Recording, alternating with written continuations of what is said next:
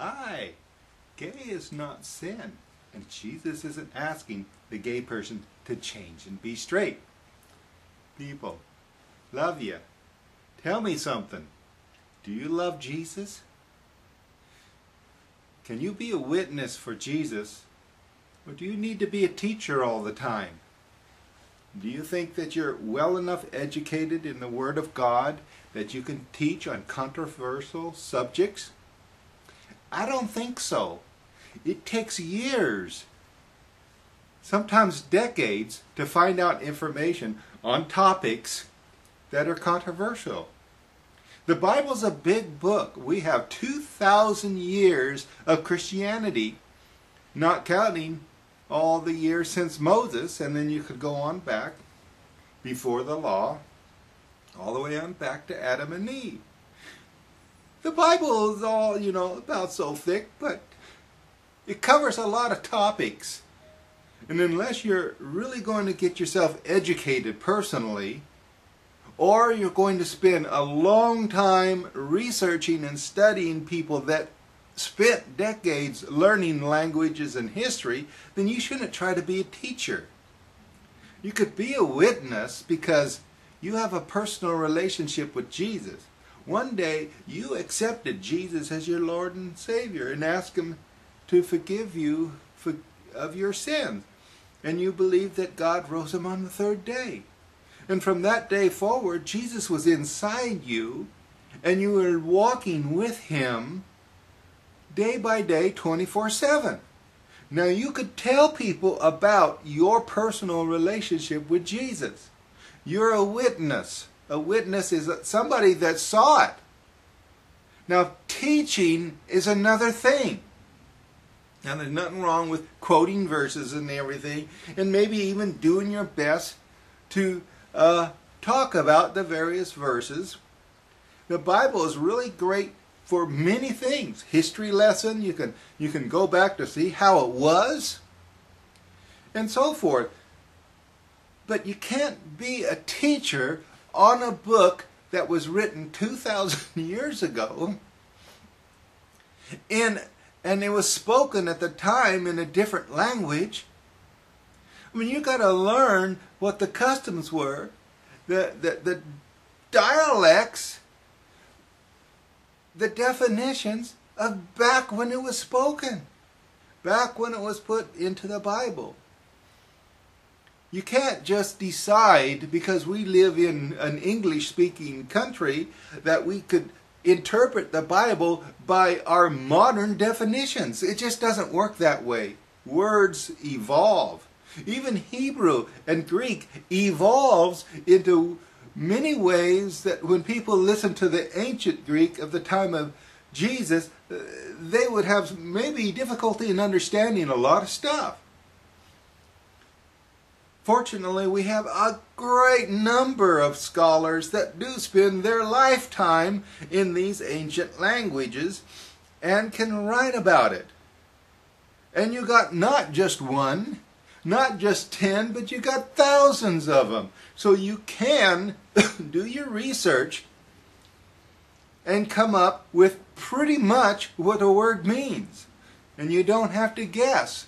So if you want to teach the word, if you want to say this verse means this, or if you want to say it's so simple, then you ought to be able to come back and explain why it's so simple. You see, the Bible doesn't work like this. It's in the Bible. That's not how the Bible works. You have to actually go to where you're saying it's in the Bible, so you have to go to that place and then explain how you got it to mean what you believe it to mean. Now, most of the time, you're pretty much going to probably be fairly correct on a good generality of what various verses mean, because they are actually pretty simple. But you're not going to have that kind of ease when you get into controversial subjects. You can't talk about, for instance, gays if you're straight and you just don't like gays and all you know, as far as you know, it's just sin. You're not going to be a very good speaker on this kind of a topic by saying it's just simple. You need to understand what you're reading. What were the Greek words? What were the Hebrew words? What were the customs? What's the geology? What's the archaeology results of the studies of people that are doing out there? What are all of these kinds of things that you've got a vast number of people that have spent their lifetime studying these, and somehow they don't mean anything? It's because you say it's so simple.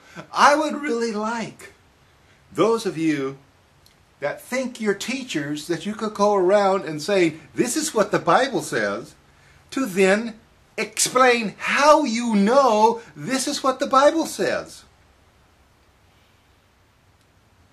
But you can tell somebody, today Jesus blessed me with this financial solution. I didn't even ask for it.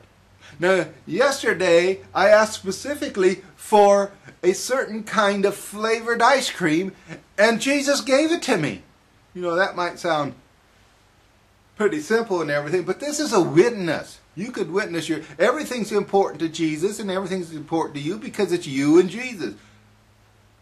You're married, hey, it's still you and Jesus. You're adding in your spouse, but it's still, ultimately, it's you going to get to heaven or you're not going to get to heaven. It's your walk with Jesus that you're witnessing, not your spouse's. Your spouse has their relationship with Jesus. Now you observe things. You can say, I observed my spouse getting answers to prayer because my spouse told me the details of what she prayed for and what her or his walk is with Jesus.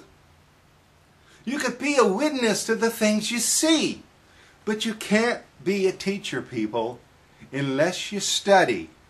Hey, if you don't know Jesus, turn to God right now. Say, God, I believe that Jesus is your son, that he came to die on earth, that he died for my sins.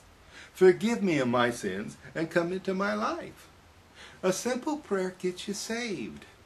Now ask Jesus to baptize you in the Holy Spirit. You'll speak in other tongues that you didn't learn. If you have a point of pain anywhere in your body, touch that place right now. Put your other hand towards the monitor here. In the name of Jesus, be healed. See you next time.